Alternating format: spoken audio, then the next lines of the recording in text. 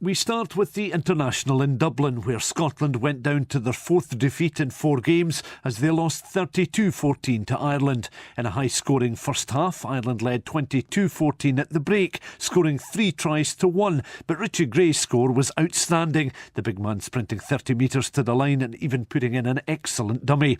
Ireland closed the game out in the second half to get the win.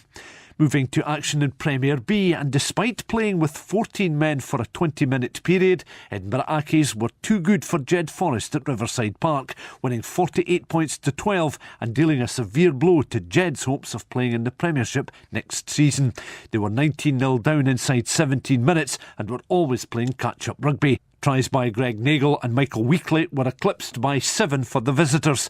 Here's a dejected Jed Forest coach, Darren Cunningham. Yeah, very disappointed. I've just said to the lads, sometimes we've got to put our hands up and see we're beaten by the better side. We said at half time, we had done some positive stuff, and especially the second 20 of the first half, we kept the ball for long periods of time, and we camped in their half sort of thing for most of the second part of the first half, and so I was quite optimistic coming out in the second half that we could actually turn it around, and then we came out and their fitness told, and you just sometimes you just got to put your hands up and just see we're beaten by a better side. I mean, they really turned it on. They got every breakdown, every loose ball. They were first at it, and they just seemed to be a lot more fitter and a lot faster than us. Kelso were away at Burnbrae looking for their first away win in Premier C, and they achieved it with a narrow 17-10 victory which just about confirms their safety in National Rugby next season.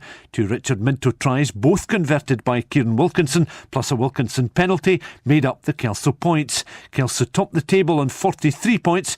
Here's their coach, Eugene Murnane. Obviously delighted the fact that we got our first away win of the season.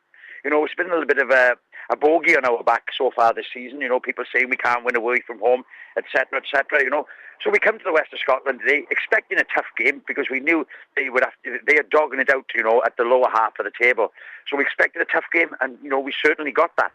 We got 2 away games to go now to finish. We're not mathematically safe yet. They're 2 big tests for us, but having taken an away win today, that gives us a little bit of confidence to go into the last 2 games. Selkirk were also on the road and bigger. They drew 16 all, with Michael McVie scoring their only try. David Cassidy kicked the rest of the points.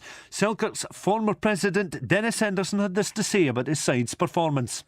First half, Selkirk were never in the game. Came back in the second half with 10 points down against the wind. It took a lot of character to come back against a team like Biggar, so we're quite happy. In the RBS Cup at Mansfield Park, which only had pride at stake, Hawick beat Melrose 39-7. In the National League, Langham had a superb result at home to Murrayfield, winning 28-27. But Hawick YM continue their winning streak with a comprehensive 44-22 victory at Kilmarnock. Elsewhere in the East League 2 playoffs, it finished Earlston 37, Dalkeith 12 and Pennycook 33, Gala YM 12. And in the East League 3 playoffs, Leith 17, St Boswell 7 and WALKERBURN 7, LIBERTON 12.